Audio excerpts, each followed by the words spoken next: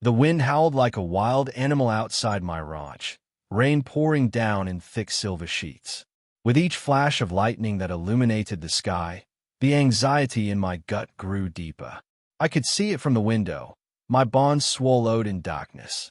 An ominous warning had shifted from the skies to the shadows creeping through my front door, and now my entire ranch was at stake.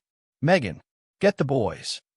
My heart raced as I scanned my home, aware of the danger lurking outside, much like the storm that raged against us. My phone vibrated violently against the table, revealing a shocking message from Eddie, my foreman. "Power's cut.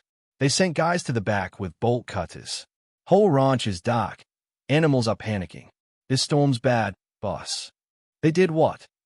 I snapped, anger boiling over. It felt like a slap across my face, an ultimate betrayal.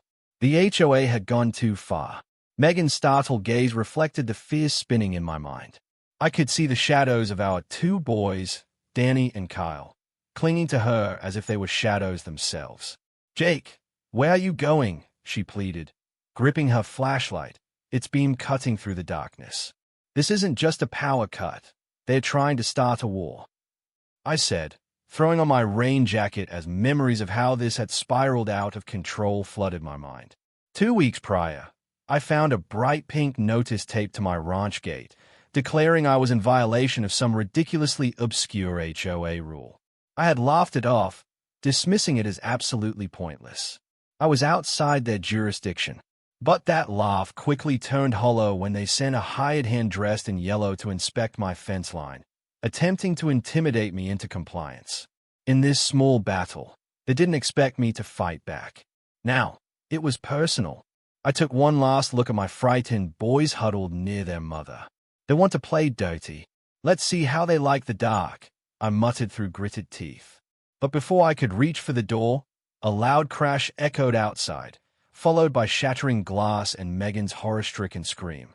My heart dropped. "Stay here," I barked, pushing the door open against the oppressive wind. The rain lashed at me like angry tongues of fire. A figure lay collapsed in the mud just a few feet from our porch. Flashing lightning illuminated her, a teenage girl, maybe 16, soaking wet and twisted in pain. Panic surged, but I forced myself to remain calm as I knelt beside her. "Help!" she whimpered, her voice barely cutting through the storm. "Hang on, we're calling for help," I shouted back at Megan, who was now dialing 911, her voice trembling. I grabbed my jacket and covered her shoulders, unsure of what else to do. Just then, Eddie tore onto the scene from the barn, his eyes wide with fear. "Boss, the animals are breaking out. One of the bulls is loose. Just keep everyone safe. We can't let them hurt anyone," I shouted. My heart pounded like a war drum as adrenaline surged through my veins. And then, amidst the chaos, headlights appeared at the end of my driveway, 3 trucks emblazoned with the HOA logo. My blood boiled. Did they honestly have the audacity to return now? With a full moon hanging ominously above, I knew I had a choice: confront the HOA directly or save the terrified girl lying in front of me. Just as I was about to make that decision, thunder rumbled loud enough to drown even my panic. "No time. I'll handle this," I resolved. I carefully helped the girl onto the sled we used for hauling supplies. If I could get her to the lower road fast, the ambulance might arrive before more lives were lost. As I turned, the headlights grew closer. Purposely, I ducked into the ATV, revving it up with grim determination. My family's safety came first, even if it meant running headlong into a storm of my own. And with that, the battle lines were drawn. "Quick, get her loaded," I shouted to Eddie as I fastened the sled to the ATV, the storm raging around us like a living nightmare. The teenage girl, Tessa, winced as we adjusted her carefully onto the sled, the cold seeping into her skin. "Help is on the way," I assured her despite knowing the chaos surrounding us was far from over. The HOA trucks were barreling up my driveway, and I could see their headlights slicing through the rain like knives. Eddie nodded and hopped onto his own ATV, giving me a quick, determined glance. "You get her to the road. I'll hold them off," he said, and the adrenaline in his voice sent a rush of fear and determination through me. The headlights drew closer, and I felt a surge of anger. Did they not understand the danger they brought here? You better be ready, I muttered to myself, gunning the engine just as their trucks rolled to a stop and men started pouring out, faces pale and panicked. Jake, what are you doing? One of them yelled, a guy in a yellow vest who had previously hounded me about inspections. Get out of my way. I yelled back, forcing the ATV past them, splashing through a growing puddle. I glanced back and saw Eddie refuse to back down, his figures solid against the oncoming storm. Jake, you can't just stand down. Eddie's voice crackled like thunder, putting them in their place. I kicked the throttle and raced down the muddy path, rain lashing against my face. The sound of their attempts to call me back faded into the distance as I navigated my way toward the lower road, Tessa breathing heavily behind me. Just ahead, lightning split the sky, illuminating a path strewn with fallen branches. I dodged them expertly, adrenaline flooding my veins as I thought of my boys at home. Asterisk, they are safe. I will keep them safe. Asterisk, the mantra kept pounding in my head as I pressed on. But the safety road couldn't come fast enough. A storm of fury brewed not just in the sky, but also within the twisted motives of the HOA. Suddenly, a deafening crash echoed from the direction of the barn. I slammed on the brakes, spinning the ATV sideways, the tires screeching against the mud. Behind me, I heard Eddie shouting, Jake, you've got to. The sound of more thunder rumbled, but it wasn't coming from the sky. It was the crashing of the barn roof finally succumbing to the storm. Panic surged in my chest as I imagined my animals inside, trapped and scared, just like my family. I glanced back at Eddie. The animals. I've got them covered. Eddie shouted, his voice unwavering. Just get her to safety. With determination, I turned back toward the road, forcing my mind to focus on Tessa. Hold on, I shouted, gunning the engine again, feeling the tension bridge between us and the warmth of hope. But something sent a chill down my spine. I felt eyes on me. No, not just any eyes. Someone was watching. The hairs on my neck stood on end as I realized I wasn't just racing against the storm.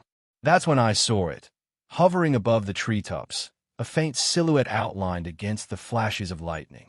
A drone. Eddie, we're not alone. I shouted, fear slicing through my bravado. But I had no time to elaborate. Suddenly, an intense light illuminated the trees around me, the drone zooming in closer, targeting us. Jake, get down. Eddie's voice rang out as an ominous whirring filled the air, and in that instant, I knew these weren't just HOA enforcement hapless individuals anymore. They had escalated this fight into something dark and dangerous. Go, go, go. I edged the ATV forward, adrenaline coursing through me. I veered sharp left as the low hum of the drone grew louder, and I heard a distinct crack. Gunshots. Bullets whizzed by, striking close enough that the impact rattled me to my core. Jake, we need to get out of here. Tessa cried, panic mingling with her pain. I know. I yelled, gripping the throttle harder, pushing the ATV's limits as I tore through the rain-lashed path, dodging branches that reached out like skeletal fingers trying to grasp us. If I could just reach the main road, I could call for help. My mind raced with possibilities, but each second dripped with urgency. Behind me, the drone buzzed ominously, still hovering, still watching, like a predator toying with its prey. Jake, they are right behind us, Eddie shouted as he scrambled over the muck, aiming his own flashlight up at the drone, which, for a split second, illuminated the faces of the men who had once only been my neighbors. Get ready, I shouted to Eddie. We needed to blind its camera, disrupt its control. I had a plan, but would it work? As I snagged a bag of feed out from under the seat, I fumbled with the corn kernels, spilling some in my haste. If we can distract it. Now! Eddie yelled, already throwing a handful of hay into the air in front of him, creating a brief, chaotic screen. The drone hovered, hesitating momentarily, its buzzing silence filled with the sounds of the chaotic night alive with rain and screams of threat. I took my chance, slamming the accelerator down as the drone briefly lost sight of us. But as we sped off, I knew There would be no escaping this war forever. The HOA had crossed the line, and they wouldn't stop until they held our lives and this ranch in their iron grip. Heart racing, I vowed to fight back harder than ever, knowing that if they thought they could take everything from me, they'd better be ready for a storm of their own. We tore through the rain-soaked trails, the drone's whirring engine a relentless predator in pursuit. "It's still on us," Eddie shouted, glancing over his shoulder, fear etched across his face. The beam of its spotlight cut through the downpour, a relentless eye searching for its target. "Hang on," I yelled, swerving sharply to the right, barely missing a thick tree trunk that loomed ahead. My heart pounded wildly as I thought of the storm surrounding us. The weather was nothing compared to the storm of consequences waiting for me if I didn't act fast. A loud bang erupted from the direction of the barn, another shot fired. "They are not just trying to scare us. They are trying to kill us." Eddie's voice trembled. "Focus. We need to get to higher ground. We can't let them pin us down," I shouted.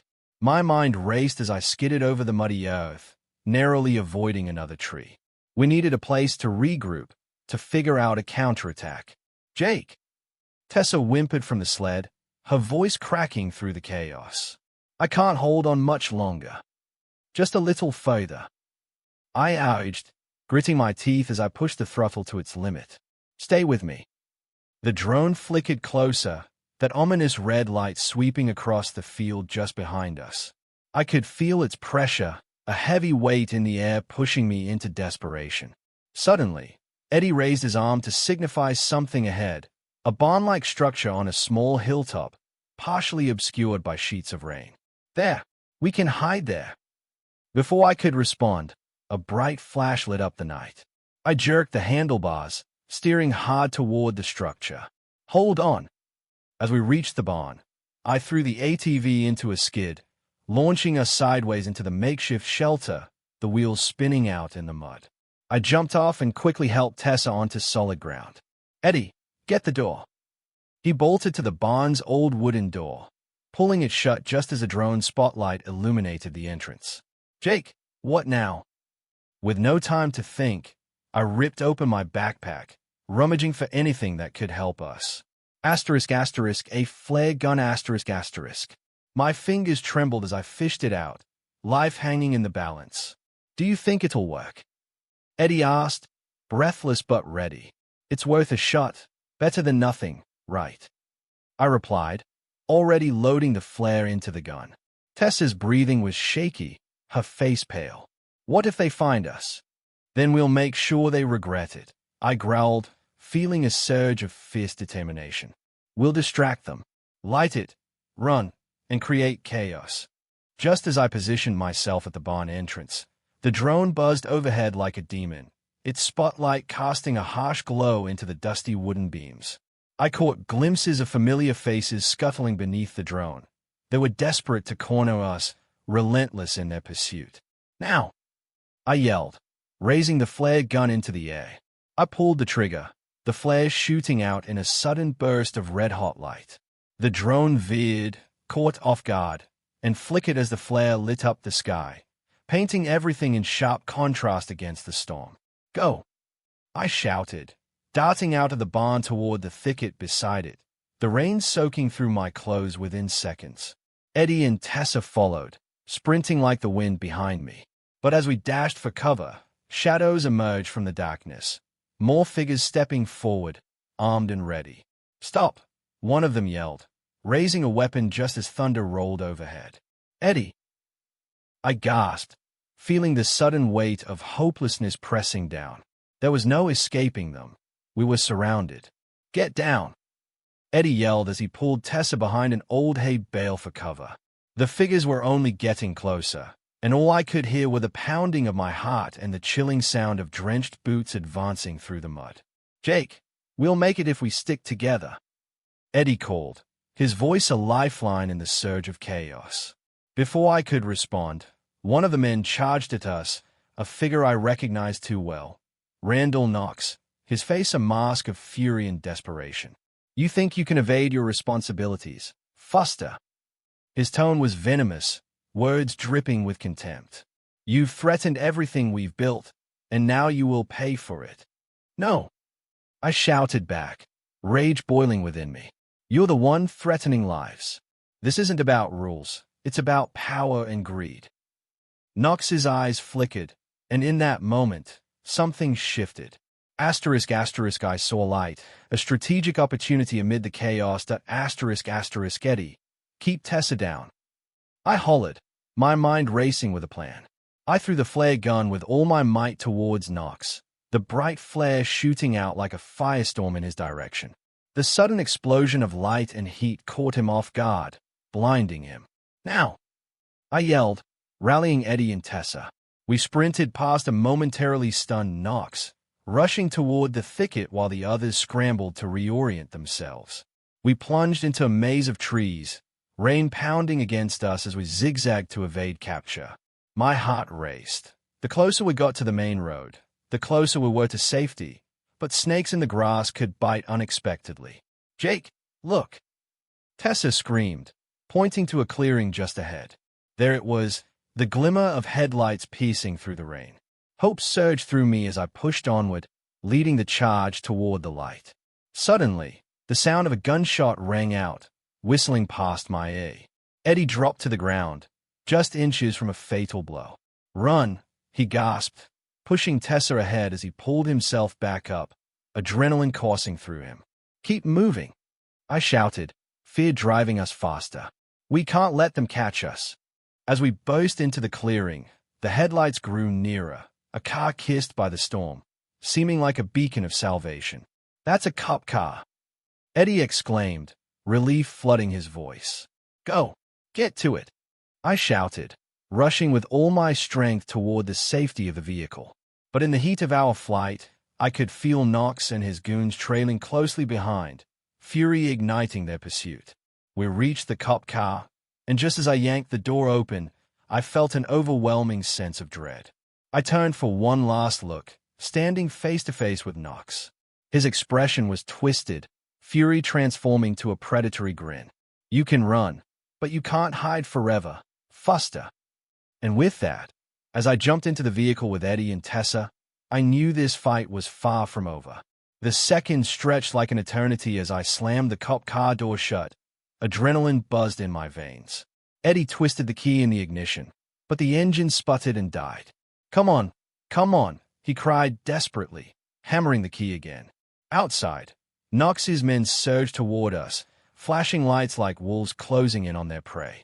We need to get out of here, Tessa screamed, her eyes wide with panic. Hold on, I shouted, gripping the dashboard as Eddie gave the ignition another grunt. Just then, the familiar whir of the drone returned, hovering above like a ravenous beast. Anxiety clawed at my throat as I glanced out the window, catching sight of Knox, his expression cold and contemptuous. Jake, we're going to be crushed, Tessa shouted, her voice rising over the chaos. And then it happened. Eddie twisted the key one last time. The engine roared to life. Yes, he yelled, slamming the gear into reverse. I barely had time to grasp the moment before Eddie floored the accelerator, sending us blasting backward. The tires screeched as he swung the wheel, barely avoiding a tree. The car skidded, sending sprays of mud flying as we tore away from the encroaching danger. I whipped my head back, seeing Knox's furious face twisted in disbelief. This isn't over, Foster, he bellowed, his voice barely audible through the raging storm. Eddie, watch out, Tessa shrieked as the drone dove low, its spotlight illuminating the road. The incessant hum intensified, and suddenly the truck blocking our escape roared to life, its headlights cutting through the mist. Out of the way, I shouted, but Eddie's hands tightened around the wheel. Without hesitating, he swerved hard, narrowly avoiding the truck. Where now? He yelled, panic evident as we raced down the winding path. Just keep going, I screamed, desperation igniting my voice. We'll find a way to shake them off. But Knox had more surprises up his sleeve. A cacophony of sirens wailed behind us as their trucks powered forward, headlights piercing through the torrential rain. Just as I thought we had pulled away, a deafening shot rang out. Bullets rained down on us, shattering the back window. Eddie ducked, swerving again. What do we do? he gasped. Tessa clutched her head, trembling. Get to the creek, I shouted, spotting a narrow pathway veering into the woods ahead. They will never follow us through that. He nodded, eyes resolute, and steered the vehicle hard left, bouncing over the uneven ground as the creek came into view, a wild, churning force that carved through the land like a serrated edge. But as we neared the water's edge, I glimpsed movement from the corner of my eye, a truck barreling down, Knox's men building momentum, ready to cut us off. They are coming, I howled, the hopelessness weighing down my heart. Hold on, Eddie shouted, his foot pressing down harder on the gas. I braced myself, gripping the seat as we sped toward the water, not knowing if it was a refuge or our doom. Suddenly, we swung around the final curve, the creek sparkling with the reflections of lightning above. We can't stop now, I yelled, feeling a surge of wild determination coursing through me. Eddie's resolve burned like wildfire as we approached the water's edge. We're doing this, he shouted, and with a final roar, Eddie slammed the accelerator down, launching us into the creek. Water splashed violently around us, swallowing the tires as the car plunged deeper. I gasped, the icy water surging over the engine, and for a heartbeat, I thought we might drown in this storm with daylight fading. But then, a miracle. The car bobbed like a cork atop the water, the momentum sending us deeper into the creek. Knox's truck skidded to a halt just at the edge, his furious face a portrait of disbelief. Yes, Eddie shouted, adrenaline lighting up his voice. We were safe, for now, anyway. But as we floated downstream, all semblance of safety was ripped away. The current was fierce, tugging and pulling us along violently. We need to steer back to the bank, I yelled, desperate. I can't. The wheel's spinning too fast, Eddie exclaimed, fighting with the steering wheel. Frantic moments passed as the trees blurred by, the rain drenching me to the bone. The drone buzzed loudly overhead, its spotlight searching, but suddenly, out of nowhere, an illuminating thought struck me. Cut the engine, I yelled, my mind racing. We need to stop moving. Eddie blinked, confusion woven into his expression. What? Are you insane? Do it, I insisted, my voice rising over the storm. It'll stall them. Trust me. Without hesitating, he reached for the ignition and turned it off. The car sputtered, and in a heartbeat, silence enveloped us as we drifted slowly with the current. They won't see us, I whispered, my breath held tight. For that fleeting moment, time seemed to freeze. The drone circled overhead, its spotlight sweeping across the water, but it wasn't hunting us, not yet. A sudden flash of lightning illuminated the night, and that's when I saw it, a massive tree branch protruding from the bank just ahead, aiming for us like a spay. Look out, I shouted, but it was too late. The car collided violently with the branch, and everything became a blur. Water erupted around us as the force jarred us inside, and I felt a surge of breathless fear as we plunged under the surface. Darkness swallowed us whole. In an instant, I was submerged, gasping for air, my instinct screaming to swim up. But I couldn't see. Panic gripped me, and instinctively, I began to thrash, fighting for my escape. Then, with a desperate push, I broke the surface, choking on the water. Through the dark rain, I saw Tessa and Eddie, half-conscious but alive, struggling to stay afloat. My heart raced as I grasped Tessa's arm, pulling her close. We need to swim, I yelled over the roar of the storm. Eddie was close behind, fighting with all his strength against the current. But just as I began to guide them toward the bank, I caught a glimpse of movement upstream, a shadow slicing through the water. No, Knox's men had found us. Swim, I yelled, the urgency thickening my voice. We have to get to the shore. Just as we turned to flee, I felt the undercurrent grab my legs, dragging me back toward the depths. Jake! Tessa cried. No, I won't let go, I shouted, fighting against the tide. With every ounce of strength, I lunged for the bank, pulling Tessa and Eddie along. We broke through the water, scrambling onto the muddy bank, but the shadows loomed closer. The truck's headlights brightened, illuminating the scene. I gasped as I saw Knox standing triumphant, a grin stretched across his face. "Did you really think you could escape?" he sneered, position cozy and dangerous, flanked by two armed men. Eddie pulled a shaking breath, stepping protectively in front of Tessa. "We won't let you take us," he said, voice steady but trembling. "Oh, but you see," Knox declared, "this is just the beginning."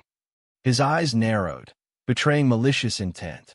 But just as I felt that gut-wrenching despair, something wild sparked in me, unrecognizable fury. "You think you can control us?" I shouted, rising to my feet, adrenaline igniting.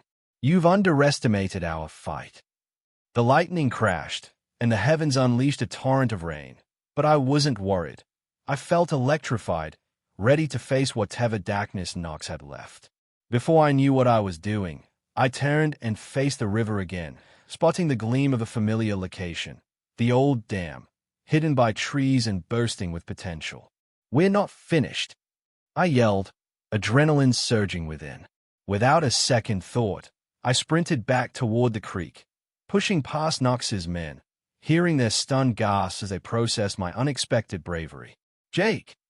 Tessa yelled, panic lacing her voice. "There's another way." I called back, determination thrumming beneath my skin, knowing I could not fail us.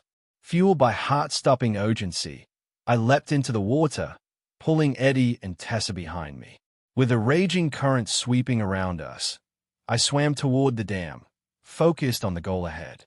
With one final push, I diverted us into a shallow gap below the dam. I felt hands grabbing.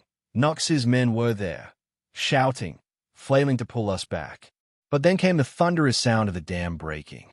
Water erupted like a furious beast unleashed, flooding the area. "Go!" I screamed, fighting against the rush as the water surged around us, dragging everything in its path. But as the men lost their footing in the roaring torrent, chaos unfolded. Knox's furious howls mixed with the roar of the water as everything around us surged and washed away, the grip of darkness tightening around him. With a gasp, I pulled us up toward the surface again, the storm still howling above us, but I felt hope flickering in my chest. We broke free, stumbling onto an outcropping where the water gushed wildly below. I turned to see Knox's men in the drone fight against the rushing tide, caught in a current they couldn't control, their triumph twisted into sheer dread as they lost their hold. "Jake!" Eddie breathed out, breathless yet exhilarated. But I glanced back at the chaos behind us, and for the first time, I felt a surge of freedom. Our fight wasn't just about survival. It was about reclaiming everything they had tried to take from us. As we stood by the dam, rain pouring overhead, I knew we had survived something akin to magic. Asterisk, asterisk, a storm could break everything, but it could also set you free, asterisk, asterisk. And as the sirens faded into the distance, a newfound strength pulsed through us. We would rise against them. Asterisk, asterisk, asterisk, together. Always. Asterisk, asterisk, asterisk.